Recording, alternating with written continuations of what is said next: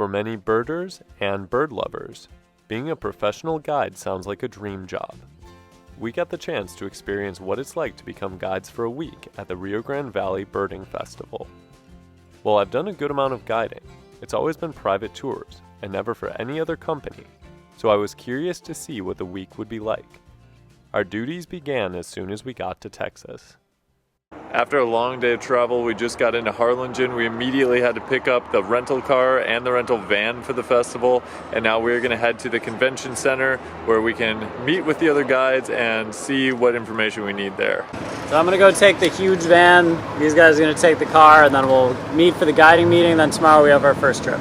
We went to the Harlingen Convention Center, which would serve as the home base for the festival throughout the week. After attending the meeting, I got my official guiding apparel.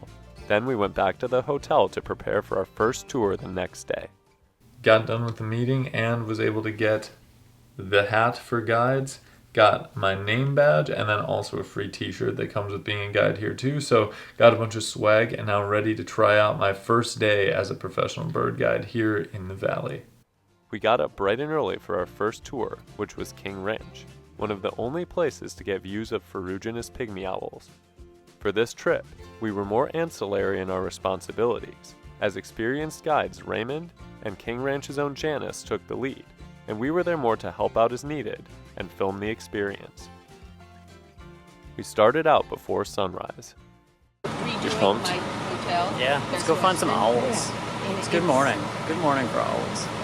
After a bus ride in the dark, we arrived at the ranch and started finding interesting birds. We actually have a really nice white-tailed hawk out here, and it's being incredibly cooperative, which species isn't always like that, but it just gave great views for everyone to see. A really classic South Texas bird species. Everyone was very excited about it. Getting to the point where people are starting to get lifers, that's super exciting. One woman actually had two in one view. We had a really weird lineup of Pyrloxia, Shrike, and then Mockingbird. For the rest of the trip, we walked around some parts of the ranch and spotted more birds from the bus, with two of the group's favorites being greater roadrunner and an up-close look at a Harris's hawk. Eventually, we got to the spot where we would have the best chance for the group to get ferruginous pygmy owl.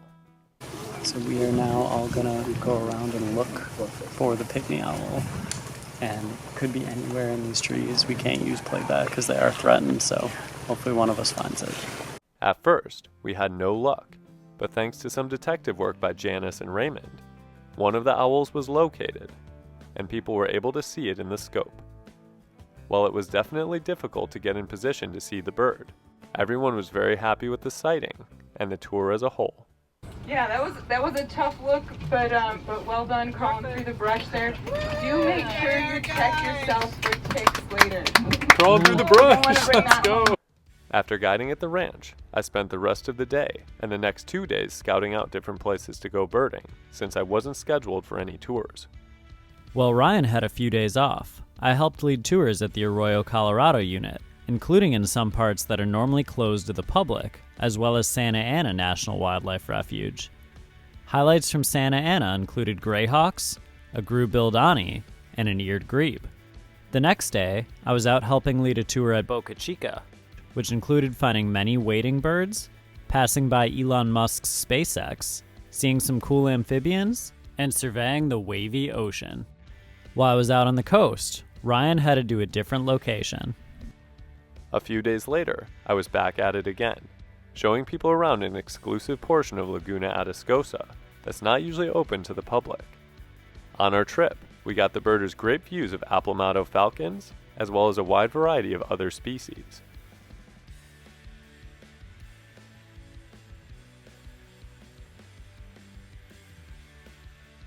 Overall, the tour went well, and everyone seemed happy about it. Just got done with the first trip of the day. I think it went pretty well. We found Aplomado falcon, which was cool. Found a bunch of other South Texas birds. They were also neat for the people to see it. And I think everybody had a good time. It was fun in my van because there was only 4 other people. So we got to talk a lot and see a lot of birds and really specify what they were looking for. So I think it was cool. Now I'm going to get some lunch, clean out the van, take all the stuff out of it, and then get ready for Parrot Paloa tonight. Next, I got some snacks in the room that was reserved for the guides, met up with some friends at the expo center, and after a while, it was time for another tour. It is time for my second trip of the day, which is a parrot-specific trip where we try to go around and see as many parrots as we can, essentially. So hopefully we can find some good flocks in the city. And my tour guide partner is... Parrot Palooza! It'll be a fun trip. Parrot Palooza trips consist of multiple vans of guides and festival participants going out and finding the different parrot species that live in South Texas. We started out by searching for green parakeets, which we found in no time, as one of their known locations is the local Harlingen Whataburger.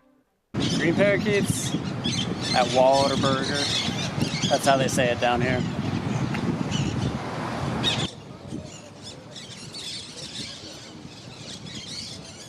The green parakeets put on a fantastic show, and all of our tour participants got great views. Also in the area were bronzed cowbirds, Eurasian collared doves, and a scissor-tailed flycatcher. After spending plenty of time with the green parakeets, we hopped back in the vans and went on to find different parrot species. Our target was a group of birds mostly consisting of red-crowned Amazons that gathers just before dark to roost. After following around small flocks of parrots in and around neighborhoods, we finally tracked down the massive, squawking flock near some athletic fields.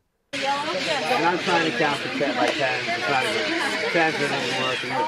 This flock not only had many red-crowned Amazons, but also some red-lored Amazons and a single yellow-headed Amazon that was the fan favorite of the tour.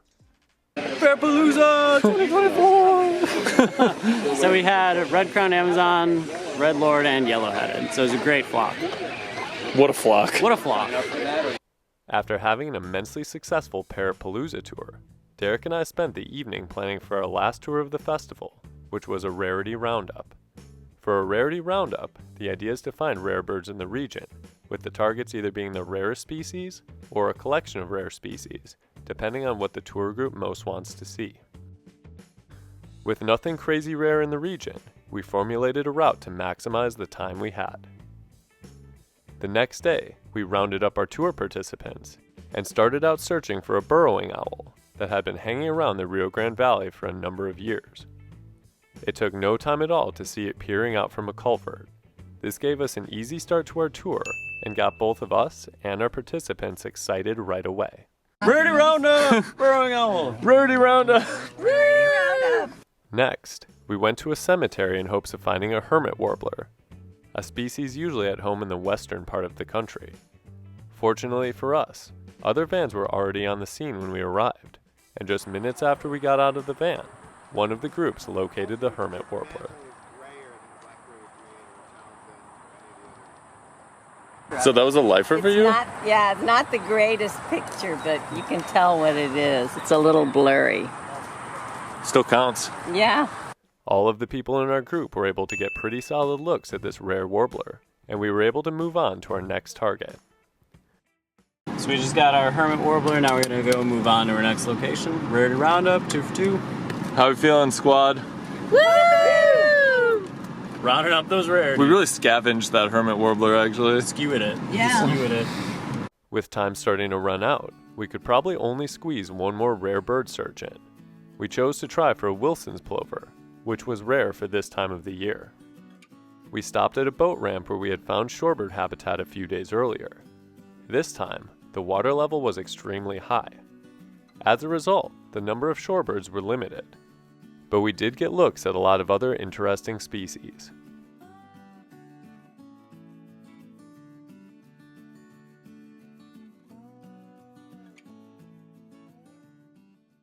We moved down the road, where we got a better view of some mudflats that were loaded with birds. After an extensive search, Derek eventually picked out the Wilson's plover, meaning we went 3 for 3 on our Rarity Roundup. With our guiding duties coming to an end, we returned the vans and enjoyed the remainder of the day as the festival also concluded. Just concluded the Rarity Roundup and the last trip of the event, and I thought it went really well. We got 3 rare birds, which was cool. The hermit warbler, Wilson's plover, and then what was the other one we got? The burrowing owl. Burrowing owl was the other one. So really cool. We had an excellent group, you never know what kind of group you're going to get, but everyone was really cool, really easygoing, really engaged. So it's always fun when you can show people cool birds and they end up kind of becoming your friends along the trip as well. Yeah, we really had to grind for the Wilson's plover, so I spent a lot of time scoping that mud flat. But it did eventually pay off. It was the kind of thing where time's ticking, it's hot, we're kind of running out of other things to find, and eventually we were able to get it. So that was really a clutch one. And yeah, super fun group, really fun time here in the valley. So if you're at the Rio Grande Valley Birding Festival, think about signing up for a Rarity Roundup. Rarity Roundup! Rarity Roundup! Overall, I guided on 4 tours, while Derek guided on 6. It was an interesting experience to work a festival as large and anticipated as the Rio Grande Valley. And it was fun to be able to share knowledge and experiences with so many birders from so many different parts of the country. If you'd like to see more videos from South Texas or the Rio Grande Valley Birding Festival, take a look at one of these videos. And as always, thanks for watching. We'll see you next time on Badgerland Birding.